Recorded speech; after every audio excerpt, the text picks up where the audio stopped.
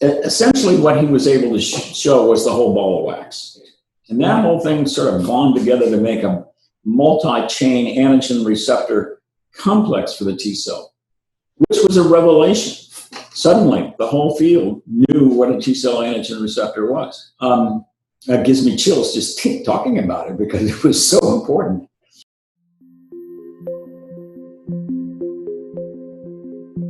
Okay, on to chapter 3 of molecular immunity.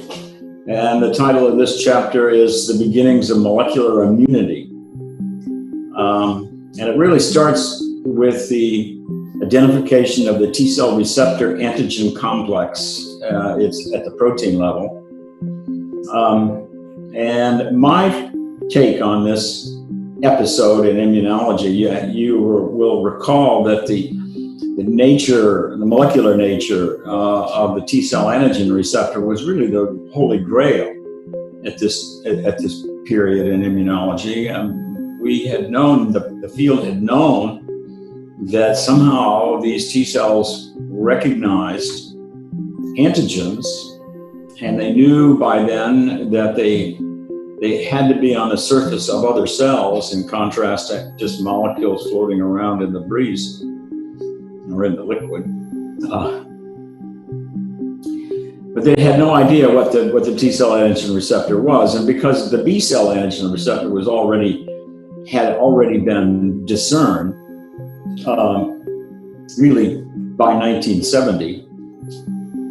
So 10 years had gone by and we still didn't know what the T-cell receptor was. The B-cell receptor, antigen receptor, was surface antibody. And of course, as I said before, throughout the whole first half of the 20th century, the antibody molecule was finally purified and characterized, and we knew what antibody molecules were. And so we just had to envision them on the surface of the B cell. And the idea was that if the antigen floated by in the liquid, the B cell would clamp onto that antigen, and some mysterious thing then would happen from the outside to the inside. A signal would be passed, and the B cell would become activated, and it would proliferate, and it would start to make more antibodies, and that was a good thing. So people envisioned that the T cells did the same thing, and they figured that, nature being what it is, why invent the wheel all over again? Why don't we just have a little bit similar but different kind of a molecule be the antigen receptor for T cells? And so this being such a ongoing saga of unknownness, scientists don't like things to be unknown. That's a bad thing. You got to find out what it is. And so things being what all of the major laboratories in the world, the big guys, were trying to figure this out. And the major hypothesis was that it was going to be fairly simple. All you had to do was look for similar but different molecules from B cells. Well, I tried, it didn't work. And there were all kinds of theories, and all kinds of experiments were published in the very, very best journals. It was this, they used to call it immunoglobulin T, or IgT, was supposed to be the T cell receptor. Other people published a series of papers in the 70s saying that basically just like B cells, when they became activated, they secreted their antigen receptors into the milieu. And so they figured the T cells probably did the same thing. And so they started looking in the supernatants for the T cell receptor. And they, lo and behold, if you look for it, you'll find it. And they found it, and they published lots of papers. And, and the field was sort of, it was sort of like the bar scene in Star Wars. I don't know. And everybody was trying to get at it because they knew that this was really their chance to make the big time. Well, if they weren't already there. And so, the story really condensed in the early 1980s. And the primary person in my mind, and I wasn't involved in any of this, I actually looked at it and decided, and I thought it through, and I figured that we could approach this problem because we could grow and clone T cells. And the idea from Burnett is that each T cell, so a clone of T cells would be all identical twins, they should only have one, and their T-cell receptor should only recognize one antigen, whereas the T-cell next door will recognize a different antigen. So if we had T-cell clones, what we could do is we could generate antibodies to the T-cell clones that would only recognize that particular T-cell. Via the T-cell receptor, it would recognize the uniqueness of the T-cell receptor on a T-cell clone. And we talked about it, I thought about it, and I said to myself, I don't think that's where the action is. I think the action is going to be in the growth factor, not in the T-cell clones for the T-cell receptor. I mean, that's important, and everybody would want to know that. But I was sort of Robert Frost and the Road Not Taken. I wanted to go off on the path that wasn't well traveled by everybody else in the business. And that's one of the keys from what I think is scientific discovery. You don't want to go down the same road that everybody else is on. That's fraught with losing the race, essentially. So, but my buddy Ellis Lanterns from Boston, from Harvard, unbeknownst to me, although it was just about the time that I had met him in the late 70s, he had already identified on the surface of T cells new molecules that were named with numbers, and so there was T3 and T4 and T8 and a bunch of numbers in between. And it turns out that T3, 4, and 8 became very important cell surface molecules for T cells. And Ellis's lab in the very beginning of the 80s established that T3, that molecule, was on all T cells. And furthermore, if you took antibodies to T3, you could block the ability of T cells to recognize antigens or mitogens and to start to proliferate. It blocked their proliferation. And so he said, that must mean that this molecule has something to do with the T-cell receptor, and it's probably the signaling component. That was in 1980. And in 81 and 82, even before that, around about that same period of time, he identified the fact that the T4 molecule is on the surface of about 60% of peripheral blood T cells, and the T8 molecule is on the reciprocal 40% of the cells, and they were always mutually exclusive. And so he decided what he needed to do was to generate antigen-specific T-cell clones. And the way he did that is that he used his own blood, and he took those T cells out, and he activated those T cells in the test tube with another T-cell tumor cell line, lymphoma cell line. It was called REX.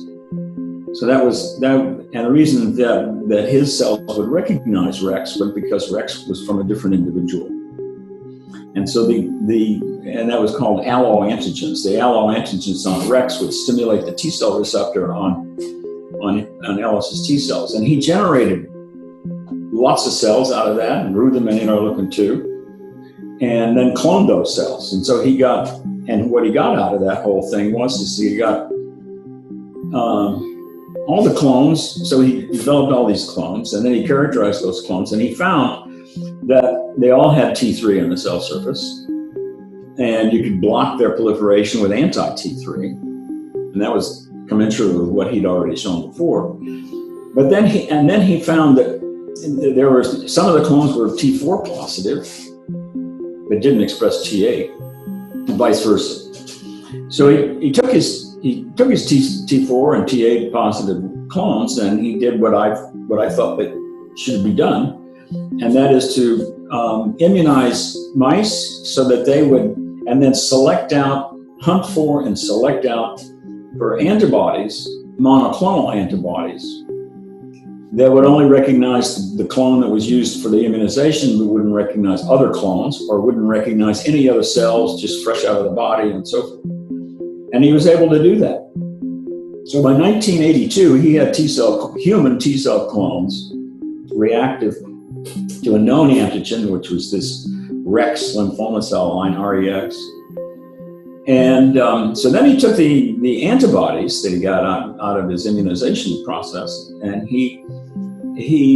what you could do at that time was that you could radiolabel the cell surface of his T-cell clone, and then use the antibodies to react to the cell surface, and then he could break open the whole process, but the antibody and the antigen on the surface of the T-cell would remain intact. And then he could analyze that with biochemical procedures and so forth, which he did. And he did the same thing with his CD8 positive T-cell clones. And actually, the other thing I wanted to mention is that both of these clones, whether they were T4 or they were T8, were killers. They were killer T-cells. He went on then and he made more T-cell clones specific for other antigens, not just Rex lymphoma, but protein antigens like tetanus toxoid and ragweed allergen, which was a protein. And these were helper T-cell clones. They would help other cells make antibodies. And so he did with the routine biochemical procedures to find out what molecule on the surface of the T-cell was being recognized by the monoclonal antibodies that he called clonotypic antibodies, because they were typical for a particular clone. And he found out a characteristic situation whereby the antibodies would bind to, react, and you could precipitate them with a molecule that was 90,000 Daltons. Dalton being weight measure or the molecular size measure of molecules, and so it was 90,000, and that was figured out on polyacrylamide separative gels, where they would migrate down the gel according to a certain size. And so there are 90,000 Daltons. But then if you added chemicals that would break disulfide bonds between two different chains of a protein, they would break apart, and now you had two molecules that were around 45 kilodaltons. And so Ellis published that in April of 1983, together with the observation that the anti-T3 antibodies would block the recognition of the antigen Rex and so forth, and also the antibodies to what he called the clonotype would also block that. And yet, if he did the other experiment, he could activate those T-cell clones to make IL2. And so that with the biochemical identification, and also the fact that he'd already shown that the T4 structure on the surface of the T cell was part of a whole receptor, Tcell receptor complex, and the T4 molecule bound onto the surface of the antigen presenting cell via it bound to the major histocompatibility complex molecule. And you remember that there was this 2 receptor hypothesis versus a 1 receptor hypothesis. And essentially what he was able to show was the whole ball of wax. He had the 2 chains that separated into about 45 kD components together with T3 as a signaling. Those were the antigen recognition chains, together with the T3 molecules, which were the signaling part of the whole thing, together with what became known as the so-called accessory molecules, T4 and T8. And that whole thing sort of bound together to make a multi-chain antigen receptor complex for the T cell, which was a revelation. Suddenly, the whole field knew what a T cell antigen receptor was. That gives me chills just talking about it, because it was so important. And so I think I've covered most of that. Yeah. So that was it in April of 1983, and Ellis published that. But there had been another paper out in the fall of 1982 by Jim Allison. Jim Allison, at the time, he came from Texas, and he was presently at UC Berkeley in California, and he was looking to see if he could figure out how to do anti-tumor therapies. And so he was immunizing mice with T-cell lymphoma. lymphomas, lymphoma cells derived from T cells. And he ended up and he immunized the mice, and then he selected out for antibodies that only recognize the immunizing lymphoma cells, and he got that. And then he did biochemistry just like Ellis did, and found out something remarkably similar to what subsequently Ellis found, and that was sort of a 90 kilodalton surface molecule on the lymphoma cells that when he reduced it, went down to 2 chains of about 45 kD. And he said, well, this might, I don't know what this is. I'm looking for a tumor antigen. Tumor-specific antigen is what he wanted to find. But maybe it's the Tcell receptor. So that was in the fall of 1982. And then in the spring of 1983, Ellis published his stuff, basically showing that, but that's what Allison had back in 82, but he couldn't prove it because he used lymphoma cells rather than normal T cell clones that were IL2 dependent and would react with antigen. And so Ellis could do all the immunological studies that Allison could not do. Well, then, several months later, there was another group that got involved. This was a group from Colorado, from Denver. Philippa Merrick and her husband, John Keller, they were doing studies trying to find the Tcell receptor. And they did a little bit different approach. They also used T lymphoma cells, but they made, it's a good idea to go into all the complexities of it, but they were antigen-specific T lymphoma cells. They immunized mice, they got an antibody that reacted to the surface of the T cell. And because they knew what the antigen was, they could do the experiments that Allison did not do, or could not do. But they did the same kinds of experiments that Ellis did, and they could show that if you activated these T lymphoma cells with the antigen, that they would make IL2. And when they got a monoclonal antibody to the lymphoma cells, it would block that. So it would block IL2 production. And I sort of like that because I'm the IL2 maven, and I thought, well, IL2 must be important because it helped them figure out what the Tcell receptor was. But neither Allison nor Merrick and Keller had what Ellis had. And because Ellis had everything, he was complete, he was correct, and he was first with the whole shebang. And in science, as I've said before, it's all about priority. And you have to be first. And if you're not first, you just forget about it. But from then on, from the early 80s on, there has been this constant political battle going on between Reinhardt's and Keller and Merrick and Allison and then they have their supporters, and it's just like we're dealing with today with the Republicans and the Democrats. So anyway, that was it in terms of the Tcell antigen receptor. And by the early 80s, we knew what we were dealing with at that particular point.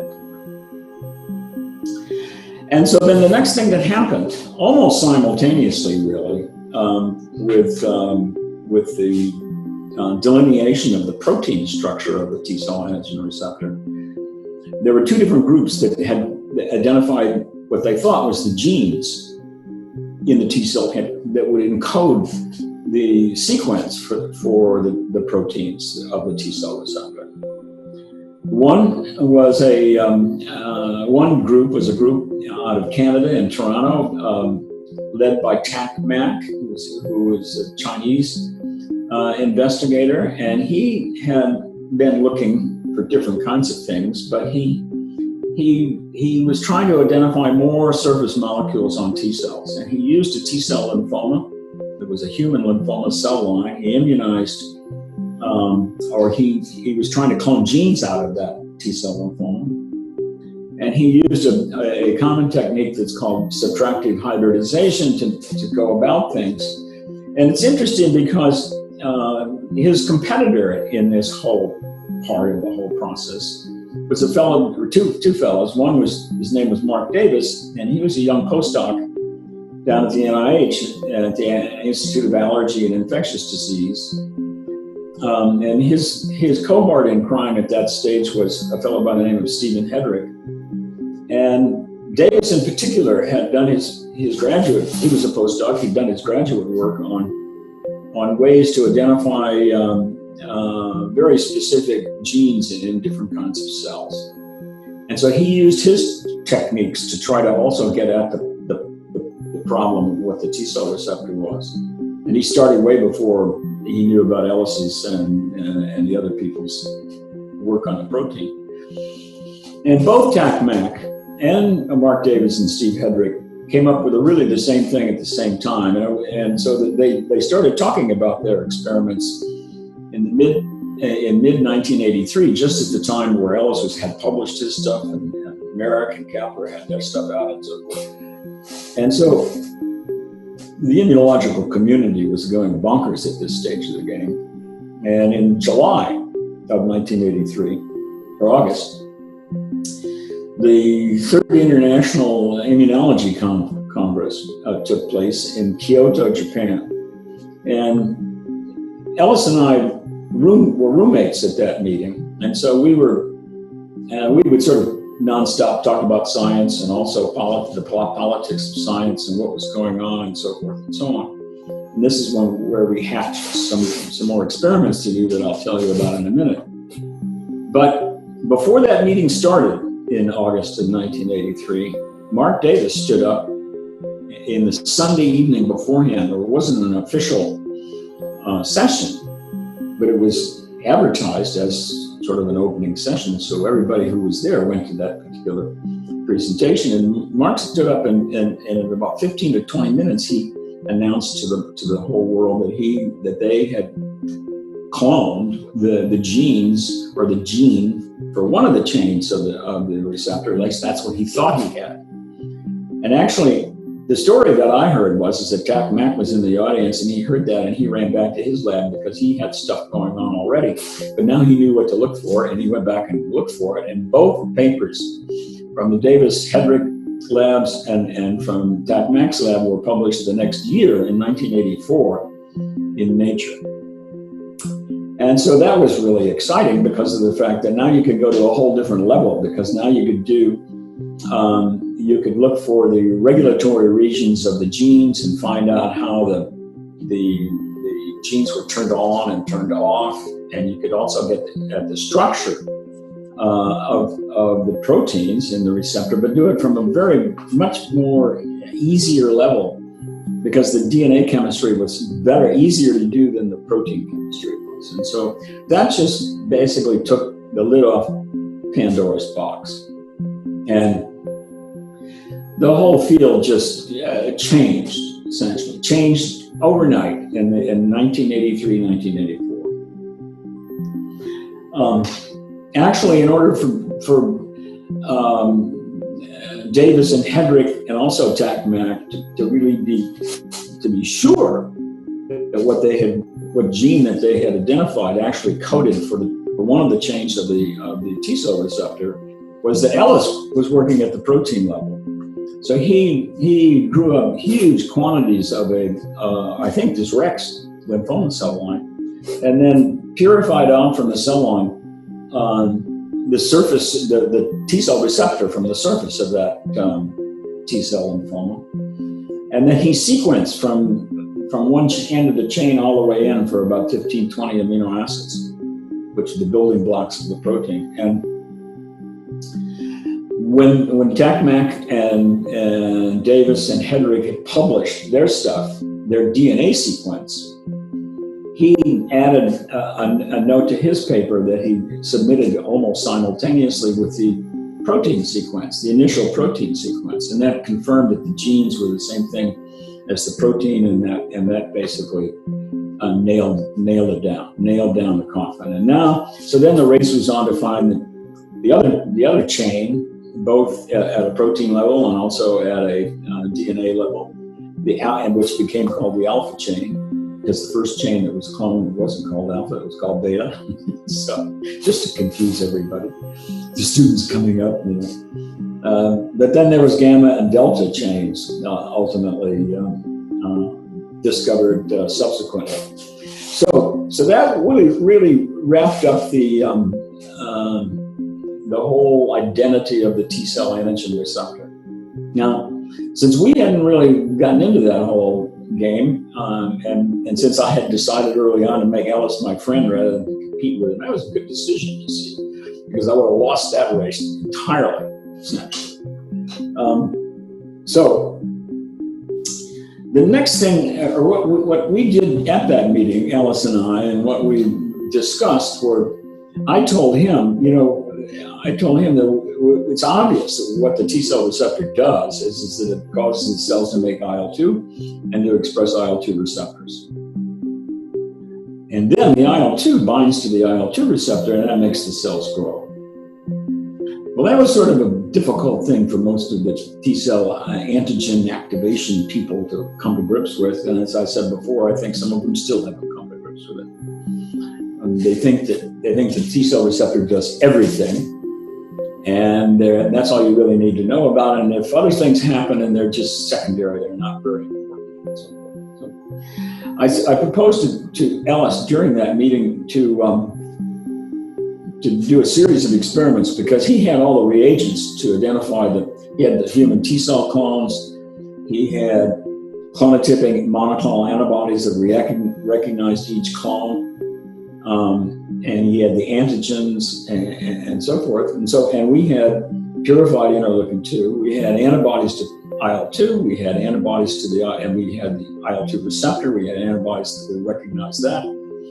And we had T-cell clones too, and so we decided to put all our cellular and molecular reagents together and do those experiments. And on my end, up at Dartmouth, Doreen Cantrell was there, and so she spearheaded the experiments at our end, and Stefan Moyer, who was a postdoc from Germany, and Becky Husey, who was the technician in Ellis's lab that had basically been instrumental in creating the human T-cell clones.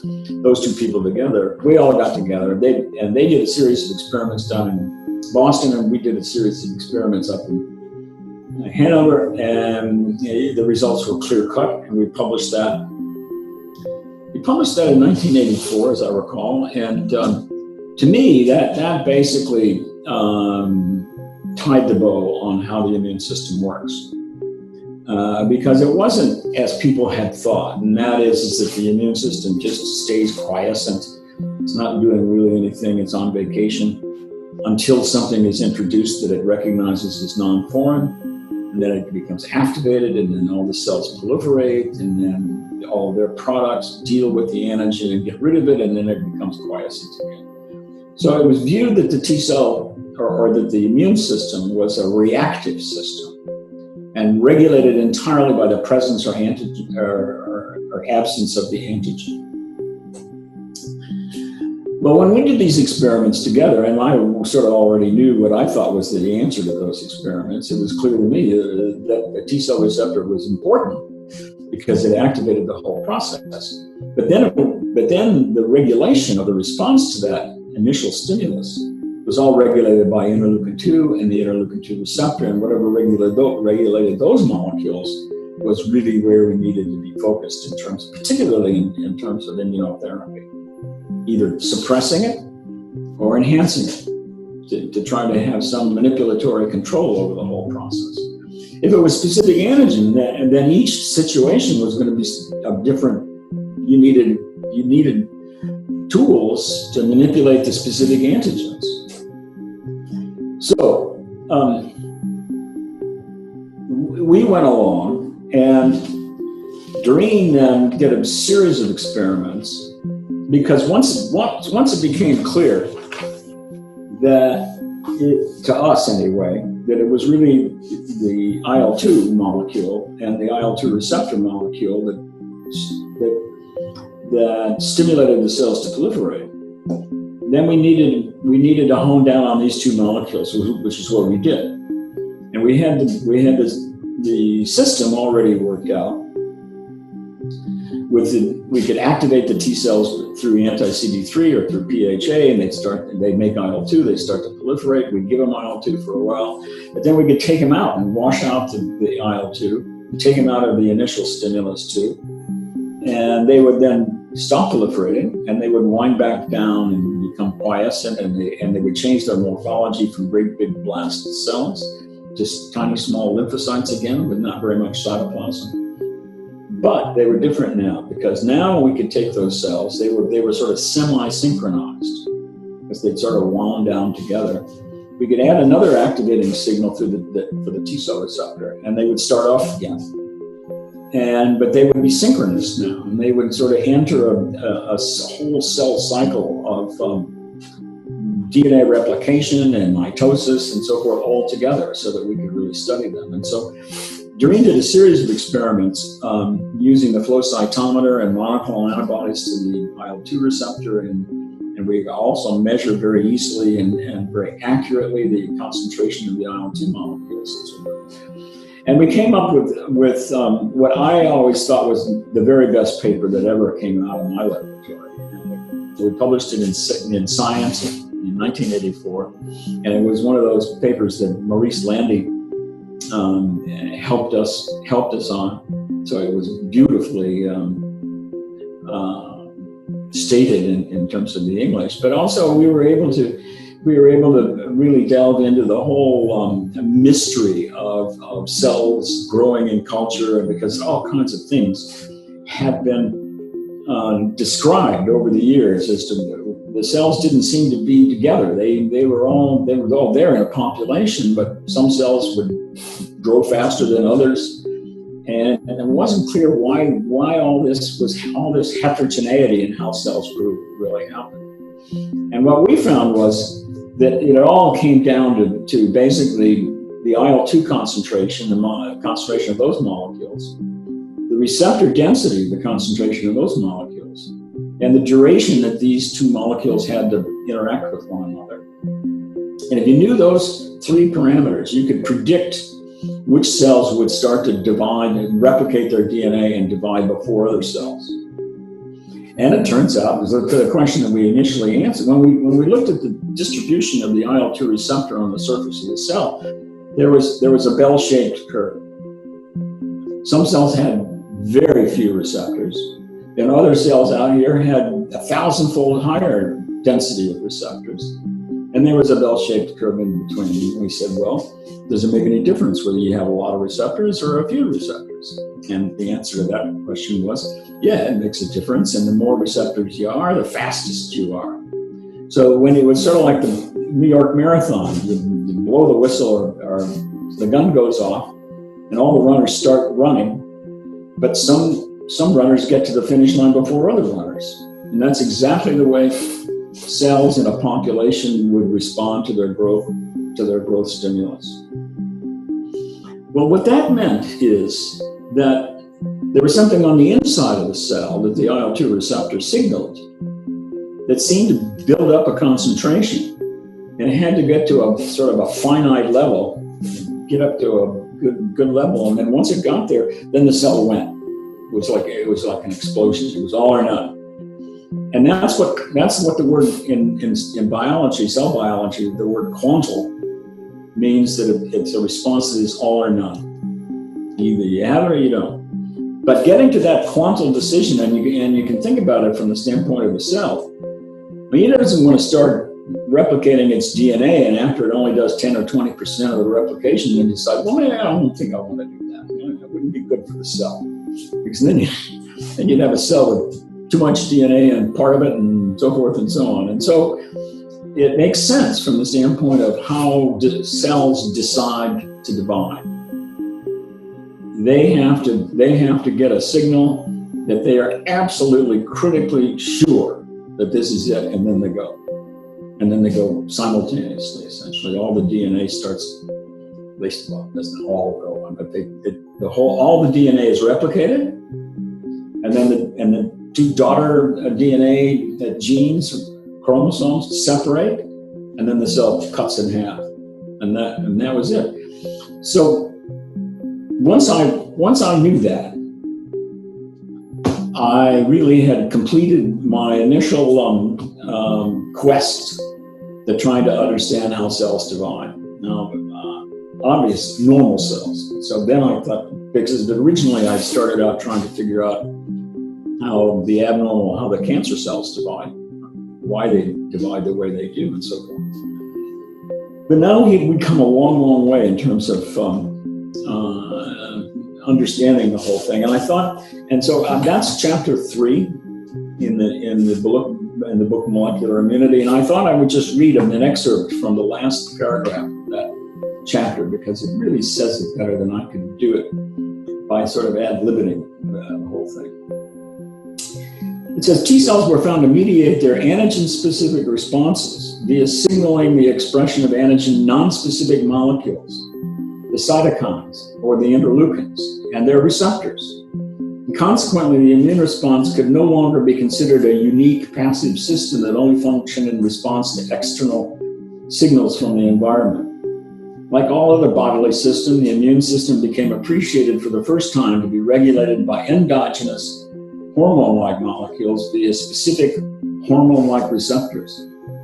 These changes in our perception of how the adaptive immune system is structured and how it functions led immediately to a new vista of experimental and therapeutic possibilities, one where the exploration of a myriad of new molecules and biochemical signaling pathways that they had made immunology one of the most interesting and rapidly expanding areas of biology, and one where it is now on its way to contribute in a major way to 21st century medicine. Moreover, to launch this quest, the torch was passed to a new generation of immunologists armed with cloned genes, cloned cells, cloned antibodies, and cloned cytokines, reagents that were transformative for the new science of molecular immunology.